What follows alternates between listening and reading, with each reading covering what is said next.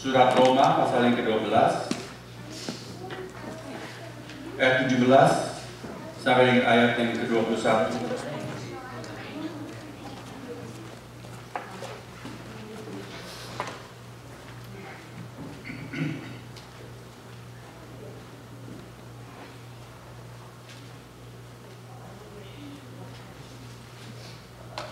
Roma 12 ayat 17 sampai dengan ayat ke-21. Tema khotbah hari ini adalah lebih baik menambah satu teman. Sambil baca firman Tuhan, saudara cari jawab untuk berikutnya. Lebih baik daripada apa? Titik. Oke? Setelah baca firman Tuhan, nanti saudara beritahukan saya jawabnya. Lebih baik menambah satu teman daripada titik. Kita baca ayat 17 sampai dengan 21, saya bacakan buat kita sekalian. Janganlah membalas kejahatan dengan kejahatan. Lakukanlah apa yang baik bagi semua orang.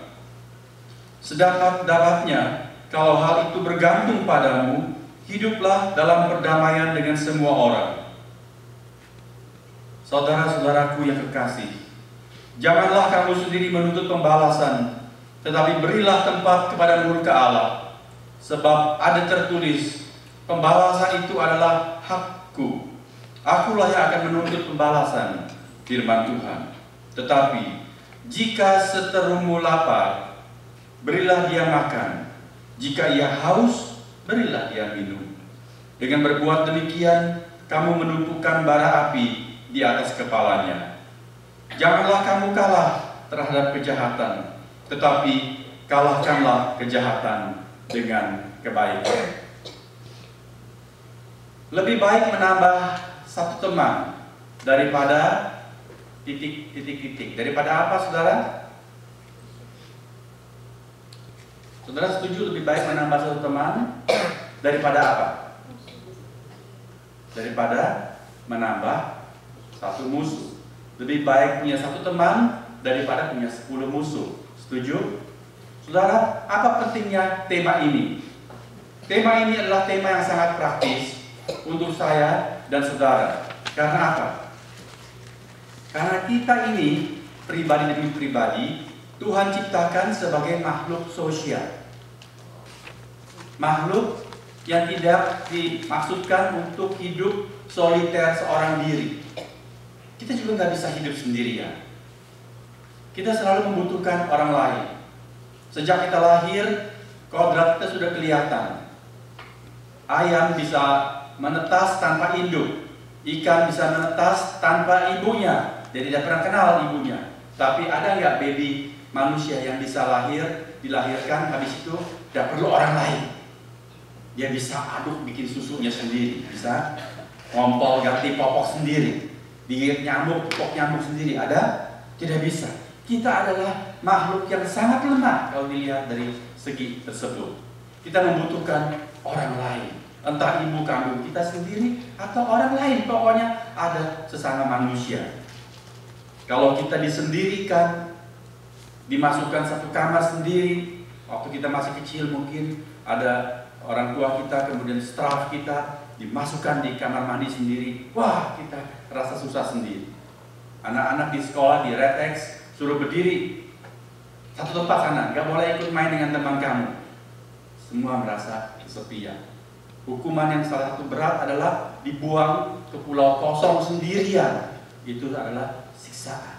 Orang bisa gila ketika dia cuma sendirian. Kita butuh orang lain.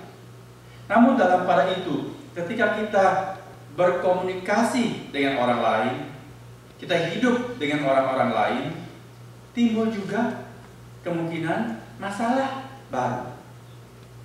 Karena orang-orang yang kita kontak dan hidup bersama itu, saudara-saudara, nggak selalu itu orang-orang yang menyenangkan, alias kadang-kadang orang-orang yang menjengkelkan, orang-orang yang annoying, yang kita pokoknya rasa gak cocok deh aku sama dia. Sejak kita masih kecil kita tahu itu.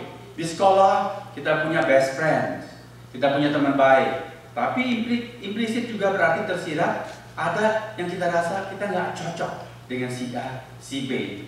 Ya. Entah dia suka ganggu kita, suka bully kita, atau apalah, pokoknya kita gak cocok. Bahkan kita kadang-kadang punya yang kita sebut musuh. Itu adalah kenyataan. Kita bertemu dengan pelbagai ragam manusia, cepat atau lambat pasti menimbulkan persoalan sendiri. Banyak tipe orang. Ada orang, mula-mula kita berteman, tapi dia maunya menang sendiri, maunya enak sendiri aja. Akhirnya bagaimana kita bisa tahan seperti itu? Dia mau nyubit, tapi nggak mau dicubit. Dia mau menerima, tapi tidak suka untuk berbagi. Wah, kita nggak bisa cocok dengan orang seperti itu. Lebih gampang saling cekcok daripada menjadi cocok. Tapi firman Tuhan mengajar kita, meskipun tidak eksplisit di sini, tetapi kita bisa gali dari firman-firman Tuhan ini. Tuhan mau kita lebih baik menambah satu teman daripada menambah seteru atau musuh. Ayat emas hari ini, Roma 12 ayat 18, mengisyaratkan kebenaran tersebut. Sedapat-dapatnya, kalau hal itu bergantung padamu, hiduplah dalam perdamaian dengan semua orang. Itu mengisyaratkan bahwa Allah menghendaki agar setiap pribadi umatnya terampil menciptakan kawan lebih daripada menghasilkan lawan. Terus, saudara-saudara, di dalam Amsal Soleman bahkan dikatakan begini, jikalau Tuhan berkenan kepada jalan seseorang, maka musuh orang itu pun didamaikannya dengan dia. Saya baca ulang lagi ayat ini. Jikalau Tuhan berkenan kepada jalan seseorang, maka musuh orang itu pun didamaikannya dengan dia. Firman ini memberitahukan satu kebenaran, bahwa diri kita itu berkenan kepada Tuhan atau tidak bisa dilihat juga dari orang-orang yang dulunya bermusuhan dengan kita atau kita nggak cocok. Dia bisa berbalik menjadi teman buat kita atau tidak. Kalau kita bisa mengalami dalam kehidupan, dulu dia nggak cocok dengan aku juga nggak senang kepada dia, bahkan bermusuhan. Dia belakangan bisa jadi baik padaku. That's good. Itu adalah tanda bahwa Tuhan berkenan dengan kehidupan kita, sehingga Tuhan membuat orang yang nggak suka kepada kita menjadi senang kepada kita. Ini adalah sebuah kenyataan yang indah dalam zaman yang semakin egois dan narsis. Kalau kita bisa mengalami, orang-orang biasa sudah cinta diri sendiri saja, narsis. Tapi kalau dia bisa kemudian berkawan dengan kita, relasi kita diwarnai dengan suatu keadaan yang harmonis dan manis, wah, itu adalah hal yang sungguh-sungguh membahagiakan daripada diwarnai dengan pertentangan dan percintaan, bukan? Ada sebuah cerita dari kisah-kisah Tiongkok kuno. Diceritakan dalam zaman yang kuno ini, di sebuah desa di daratan Cina, ada seorang petani yang hidup bertetangga dengan seorang pemburu. Petani ini selain bercocok tanam, dia juga pelihara domba-domba. Pemburu di sebelahnya punya banyak anjing pemburu. Dan anjing-anjing pemburu itu tentu saja galak, tapi kurang terdidik. Jadi nggak tahu sopan santun.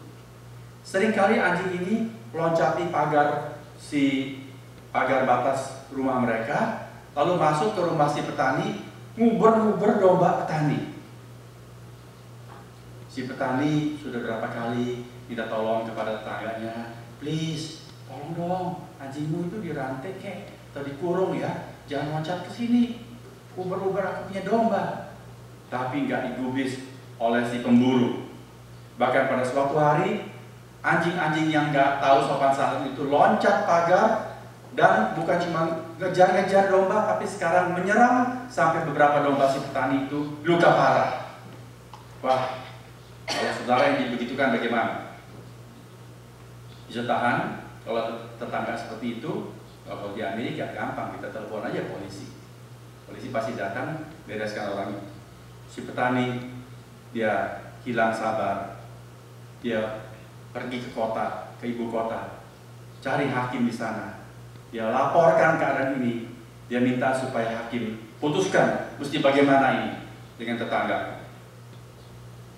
Lalu hakim itu bilang gini, oke, aku ngerti persoalanmu, aku ngerti perasaanmu.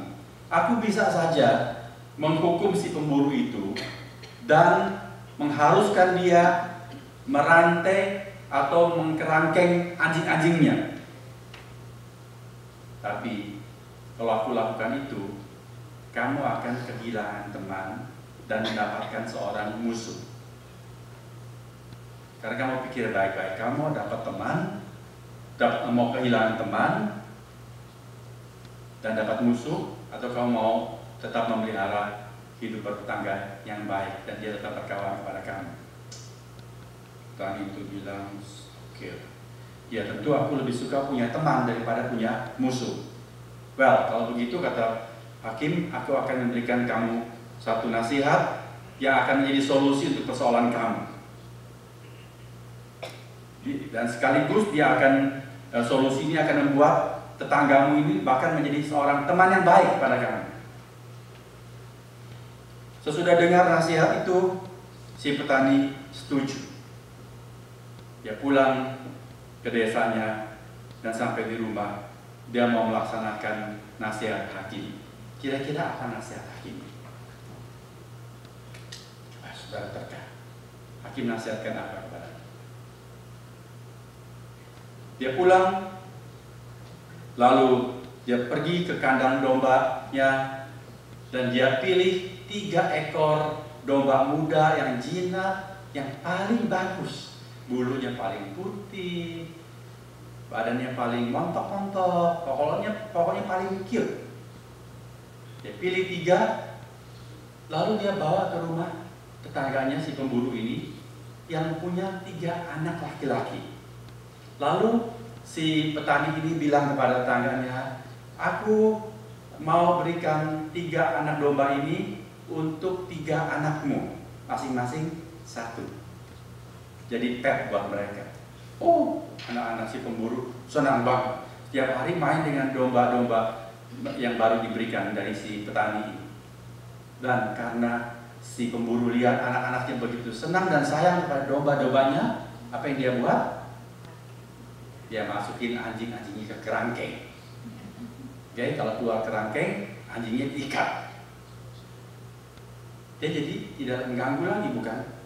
Bahkan sekarang si pemburu jadi teman yang baik. Kalau dia pulang hunting, dia dapat kijang, dapat rusa, dia bikin dendeng, dia bagi dendengnya kepada si petani.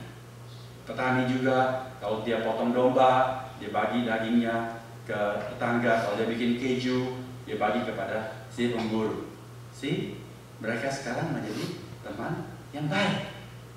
Saudara, ini adalah sebuah kisah yang penuh hikmat di dalamnya, yang mengajar kita bagaimana kita menciptakan kawan, lebih banyak kawan daripada menghasilkan lawan dalam kehidupan kita. Dari firman Tuhan dan juga ilustrasi yang baru saja kita dengar ini, langkah-langkah apa yang perlu kita tempuh untuk menghasilkan kawan ketimbang mendapatkan lawan dalam kehidupan kita? Yang pertama, Roma pasal 12 ayat 17 mengatakan, janganlah membalas. Janganlah membalas kejahatan dengan kejahatan. Lakukanlah apa yang baik bagi semua orang. Jadi langkah yang pertama untuk kita bisa mendapatkan lebih banyak kawan daripada lawan, harus apa? Nomor 1, jangan membalas. Saudara-saudara, basic insting manusiawi, insting dasar kehidupan kita masing-masing adalah transaksi. Transaksi yang seimbang. Kita mau semuanya itu balance. Kalau aku baik, kamu harus baik. Kalau kamu baik kepadaku, ya aku akan baik kepadamu. Kalau aku baik, kamu nggak baik, awas kamu ya. Lalu kita balas dia, karena dia tidak balance dengan kita, tidak melakukan suatu transaksi yang adil. Sampai hari ini meskipun konferensi perdamaian nggak kunjung habis diadakan, gencatan senjata selalu diupayakan, tapi dunia ini nggak habis-habisnya berperang. Mengapa, saudara-saudara? Mengapa? Karena insting manusia yang dasariah itu yaitu balas membalas. Lebih celaka lagi, pada waktu orang baik, dia tidak balas dengan baik. Bukan. Dalam kehidupan manusia ini seringkali bocengli. Yang nggak bener gitu. Orang baik, dia tidak tahu terima kasih, dia tidak bersikap yang imbang, baik. Celaka sekali. Dan lebih banyak lagi orang-orang yang melakukan yang jahat terhadap yang lain. Lalu kalau Pak melakukan prinsip balas membalas, ya nggak habis-habisnya lah ya. Terus berkelahi, terus bertengkar, terus berperang. Tapi prinsip-prinsip firman Tuhan sangat berbeda, baik dalam perjanjian lama maupun perjanjian baru. Di dalam Amsal Soleman 24 dikatakan begini, janganlah berkata, perhatikan, sebagaimana ia memperlakukan aku, demikian ku perlakukan dia. Aku membalas orang menurut perbuatannya. Tuhan bilang, no, tidak boleh kamu punya prinsip seperti itu. Tidak boleh bilang, aku mau memperlakukan orang seperti dia memperlakukan aku. Tidak. Tentu dari segi yang larang itu jangan yang negatif. Kalau dia buat jahat, kalau kamu melakukan yang jahat, tidak. Tuhan Yesus menasihatkan apa? Kamu telah mendengar firman, mata ganti mata dan gigi ganti gigi. Itu hukum perjanjian lama. Di dalam Taurat dikatakan kalau orang memukul orang lain benjut, dia juga mesti dikasih benjut satu. Kalau dia tonjok orang, gigi orang rontok, dia juga harus tonjok supaya giginya rontok juga. Kalau tonjok-tonjokan terus, ompong semua kita kan? Dokter gigi juga ompong. Cuma dia dapat banyak untung dan dia benahin gigi orang. Gandhi berkata, kalau hukum mata ganti mata dilaksanakan, seluruh dunia akan menjadi buta. Entah picak sebelah atau buta dua-duanya. Karena terus-menerus balas membalas. Tuhan berkata, tidak seperti itu. Sangat beda sekali prinsip firman Tuhan dengan kecenderungan hukum duniawi. Jadi jangan membalas. Itu yang pertama. Yang kedua,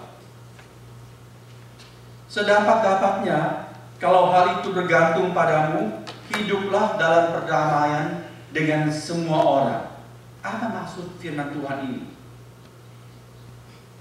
Hubungan lagi gak bagus. Ada ketidaksenangan di sana satu terhadap yang lain. Lalu Tuhan bilang, kalau keadaannya dan langkahnya tergantung padamu, kamulah yang melangkah. Usahakanlah hidup dalam perdamaian dengan orang lain. Langkah yang kedua, prinsip firman Tuhan adalah proaktif untuk mengusahakan perdamaian atau persahabatan. Ulurkanlah tangan lebih dahulu, bahkan kepada orang yang menjengkelkan.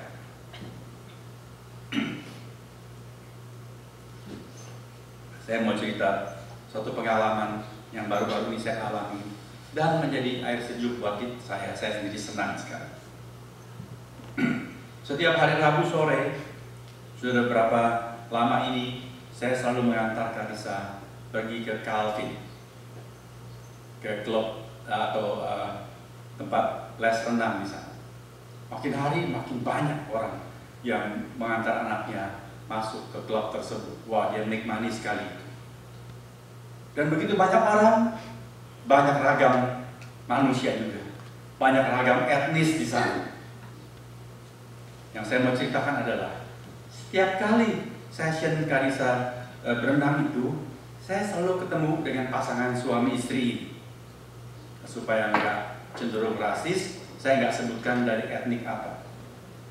Tapi yang saya mau katakan, etnik lain itu kalau ngomong umumnya tuh keras-keras, saudara. Cuma orang Indonesia kalau ngomong tuh agak redup-redup suaranya, agak bisik-bisik. Gak tahu kenapa, mungkin sering ngerumpi, jadi ngomong selalu bisik-bisik.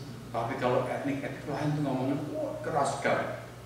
Sepasang suami istri ini juga dari etnik lain, ngomongnya selalu keras sekali, selalu ngobrol berdua. Bagus sih, mereka tuh selalu ngobrol suami istri. Tapi yang saya nggak suka begini, istrinya selalu duduk di baris paling depan, saya biasanya selalu duduk di baris paling depan. Itu ada 2 kursi kan, 2 jalur, satunya lebih tinggi di belakang. Suami selalu di belakang, istri di sini, dia selalu di belakang. Dan saya biasanya dekat, bersebelahan dengan mereka, bersebelahan dengan si istri ini. Mereka ngobrol lewat kuping saya, udah keras sekali, udah bahasa yang saya nggak mengerti, dia ngobrol gitu lewat kuping saya. Dan 1-2 kali, saking serunya ngobrol, percikan ludahnya mendarat di pipi saya, saudara. Aduh, saudara tahu adat saya itu juga adat yang berangasan. Saya nggak bisa terima seperti ini. Saya sudah mau ngomong ini, please, kenapa kamu nggak duduk bersebelahan yang ngobrol, jangan lewat kuping saya. Tapi saya tahan-tahan. Akhirnya saya lihat di sana kosong, saya pindah. Mereka juga tahu saya kurang senang pada mereka. Minggu berikut, saya dengar si istri bilang, it's a public place. Dia bilang, oh rupanya si suami ngomong ke dia nggak senang tuh kita ngobrol terus begini mungkin. Lalu istrinya, ini tafsiran saya, mungkin bilang, peduli amat, namanya gua pikirin, ini kan tempat umum katanya. Makin mendidih lah saya itu kurang. Satu hari Rabu, pas duduk di sebelah saya si suami. Kita saling berdiam-diam. Udah jelas memang. Tahu sama tahu bahwa kita nggak saling suka. Saya tuh meskipun saya berangasan dari kecil sudah, saya tuh lebih suka berteman daripada berkelahi.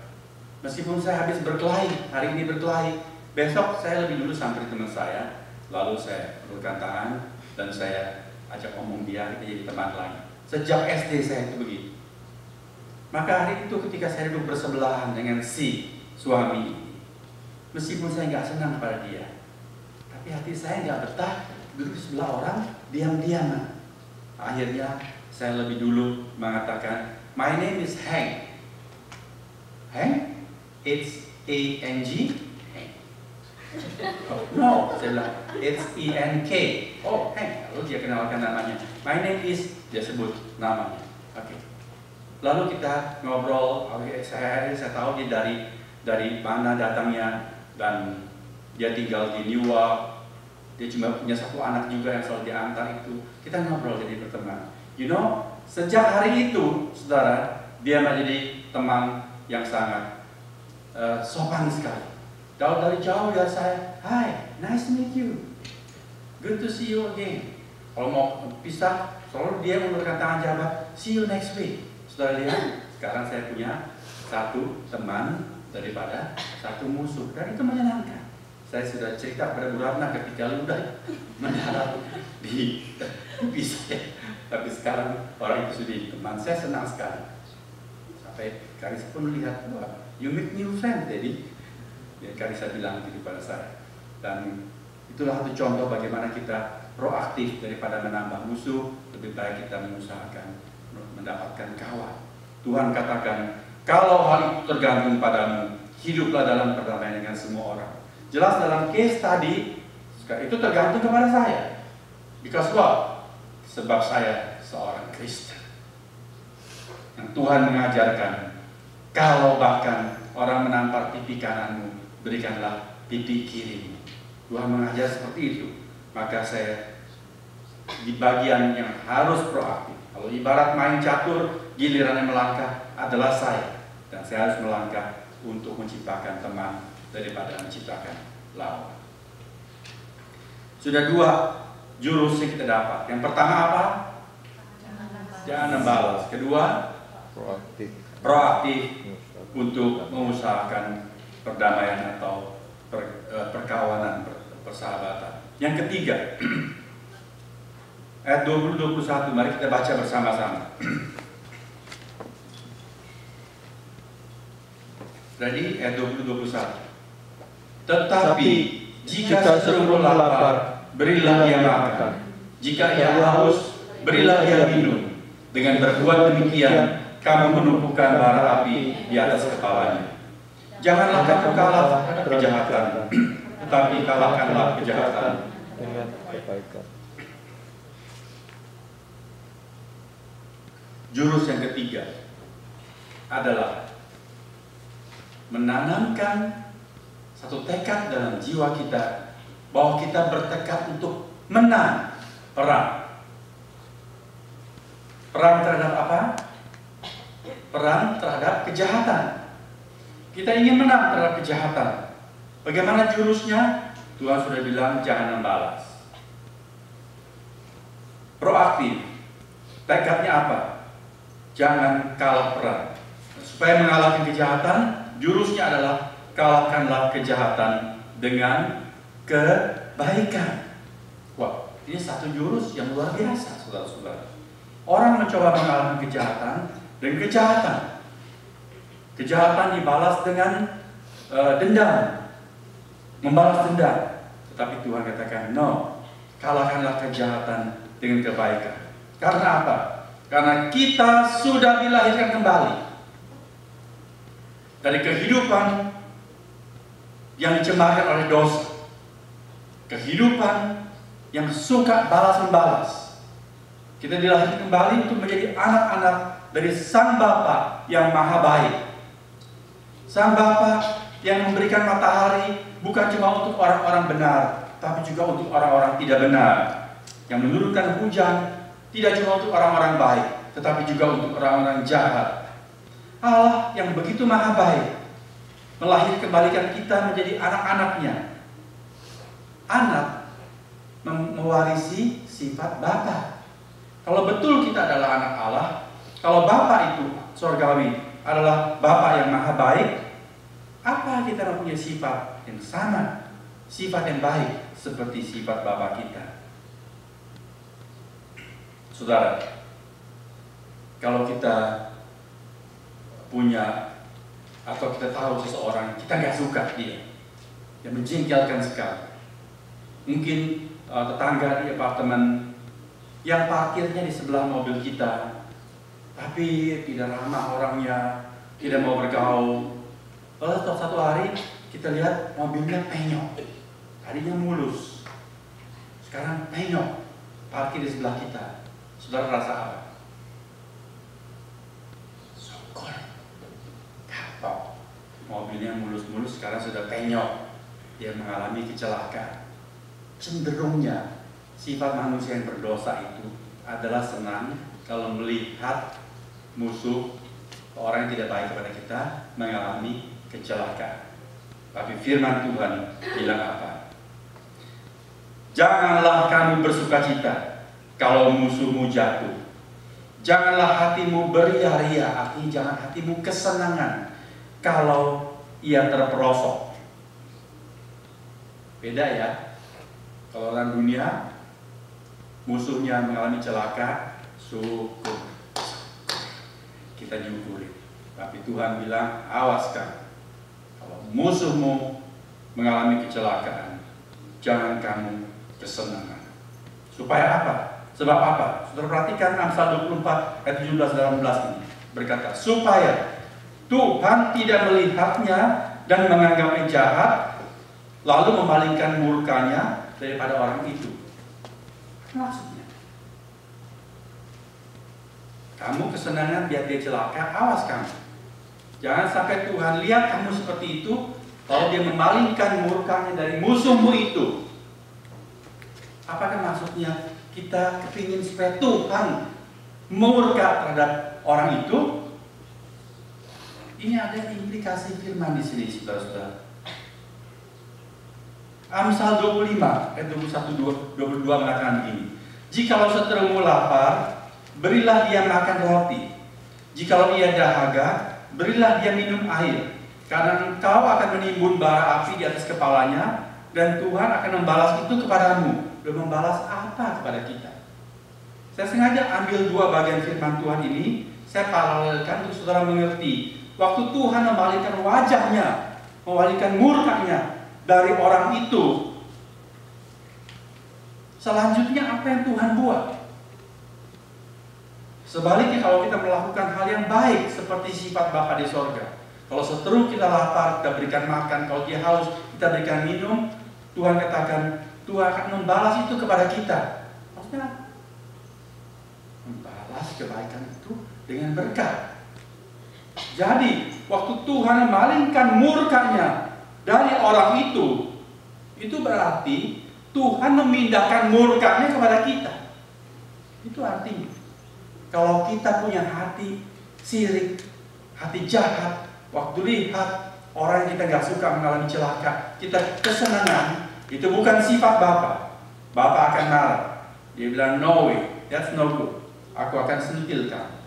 Sama seperti kalau kita punya sifat baik. Anak kita lihat temannya celaka, lalu kesenangan. Tentu kita bilang, oh jangan begitu, gak bagus. Kamu harus kesian. Bagaimana kalau kamu sendiri yang mengalami, bukan? Kalau dia masih lakukan seperti itu juga, kita jewer kupingnya.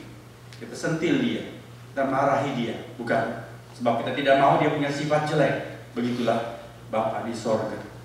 Marilah kita mempunyai tekad untuk menang perang terhadap kejahatan dan mengalahkan kejahatan dengan kebaikan.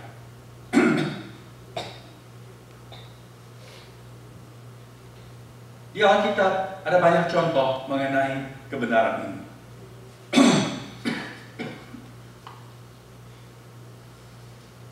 Di kitab Raja-Raja yang kedua, pasal yang ke-6, diceritakan di sana bahwa orang Aram, itu orang Syria, memusuhi Israel.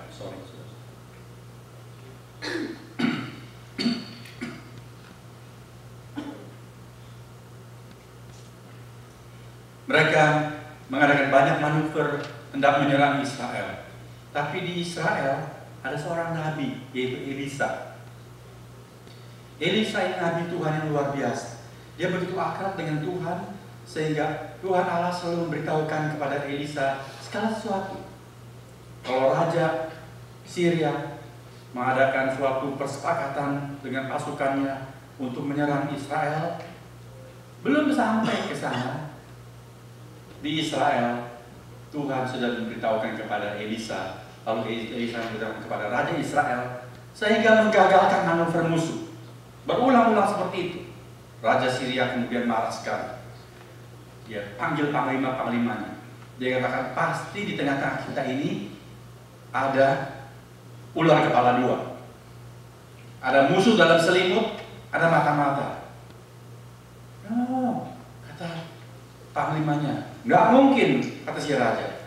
Kalau tidak ada mata-mata, kenapa setiap kali kita punya manuver ketahuan lebih dahulu?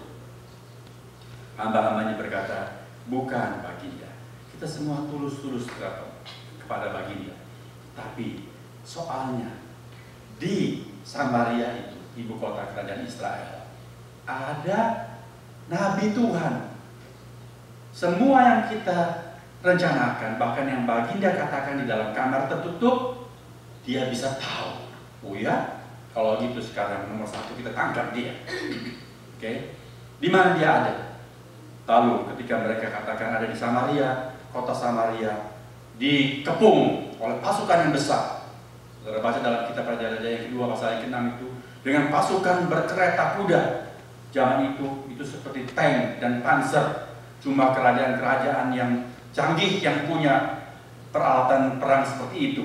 Israel sendiri gak punya. Kemudian ketika kota itu dikepung, hamba atau pelayan Elisa pun sampai ketakutan. Elisa katakan, gak usah takut. Kalau dia bilang kepada Tuhan, tolong bukakan mata hambaku ini supaya dia melihat. Tuhan bukakan, lalu hambanya melihat apa? Oh, pasukan malaikat jauh lebih banyak melindungi mereka dibandingkan pasukan musuh yang mengepung kota. Lalu Elisa berdoa lagi, Tuhan, butakanlah mata semua pasukan itu. Tadi dia berdoa untuk bukakan mata hambanya, sekarang dia berdoa untuk Tuhan membutakan mata pasukan musuh. Jadi pasukan musuh itu mendadak sontak, semua gelagapan begini, gak bisa melihat. Mereka meraba-raba, bingung. Lalu Elisa katakan, kirim orang kepada pasukan yang sedang kebingungan itu. Jalannya bukan ke sana, jalannya ke sini. Lalu mereka dituntun, karena mereka sudah buta, dituntun ke orang buta. Dituntun masuk ke mana? Malah masuk ke dalam ibu kota, ke kota Samaria.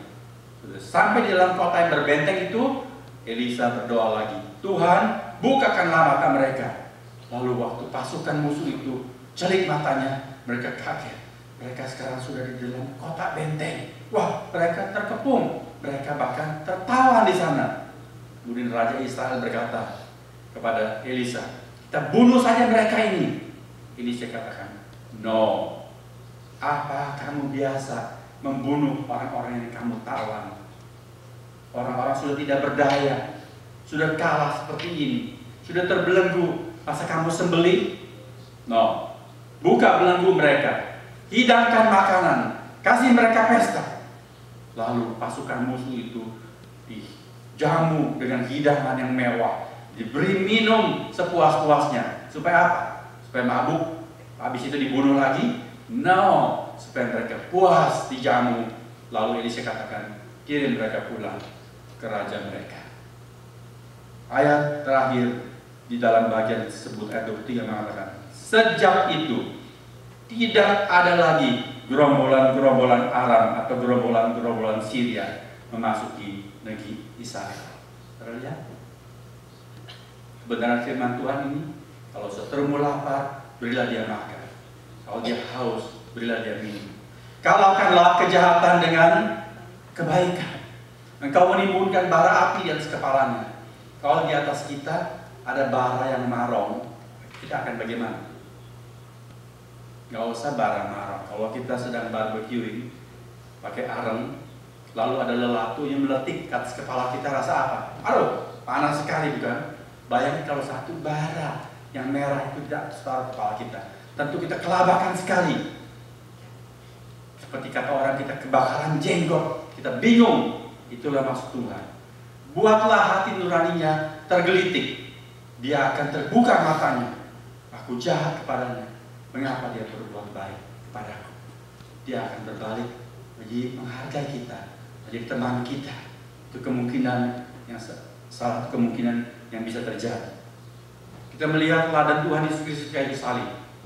Dia dicerca, dihina, dianiaya. Tapi apakah dia membalas dengan caci maki? Tidak. Dia membalas dengan doa. Kata-kata yang pertama keluar Tuhan Yesus ucapkan di kayu salib, bukan cacian, bukan sumpah serapah, tapi sebuah doa. Doa untuk memohonkan berkat pengampunan.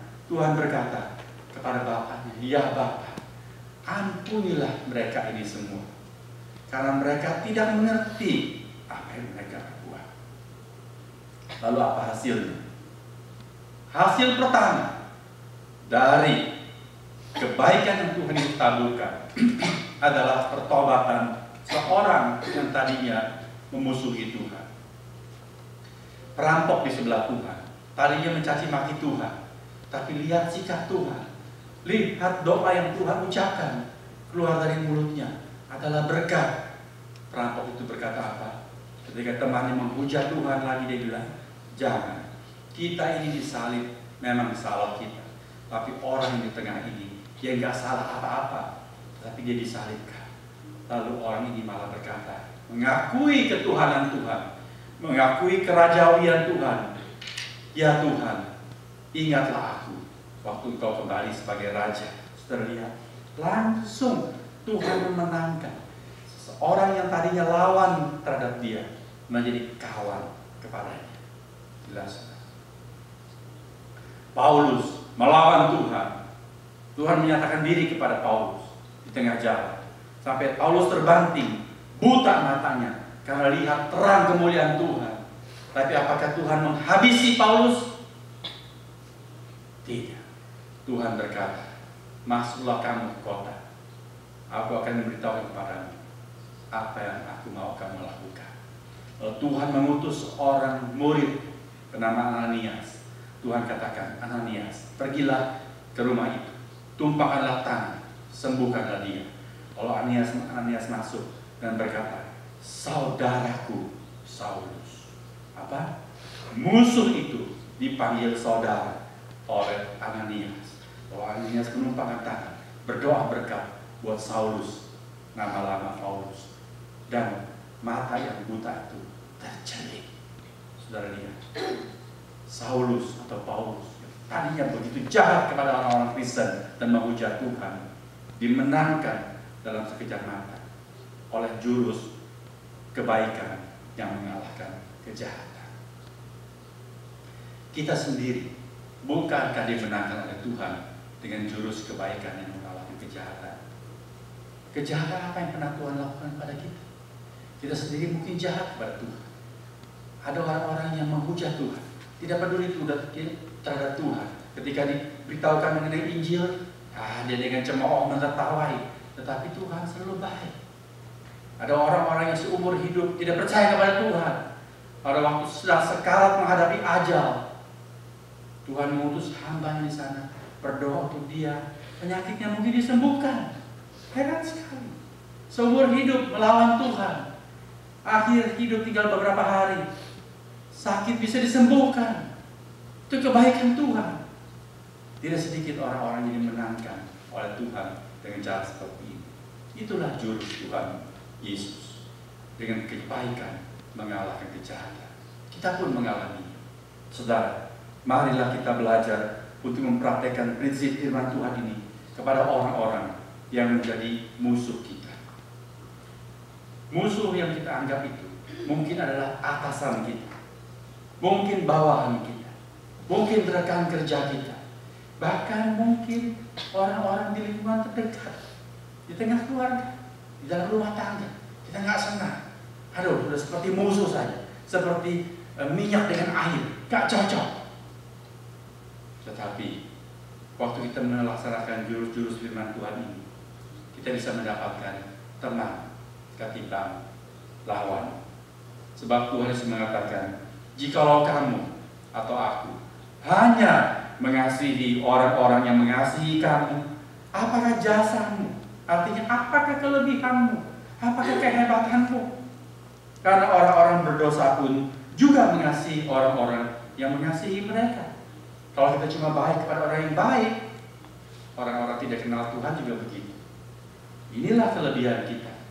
Orang tidak baik pun kepada kita, kita bisa melakukan hal yang baik kepadanya untuk memenangkan peperangan terhadap kejahatan dan membawa orang itu menjadi sahabat Tuhan dan sahabat kita juga. Amin, saudara-saudara. Marilah kita mempelajari firman Tuhan. Amin.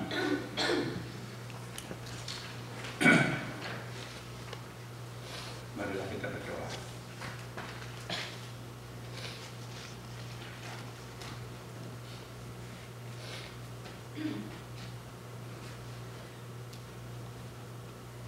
Terima kasih Tuhan karena Engkau memberikan kepada kami firman yang kami butuhkan, firman yang praktis, karena dalam keseharian tidak lagi menjadi sebuah rahasia bahwa kami kadang mengalami gesekan-gesekan dengan orang-orang lain.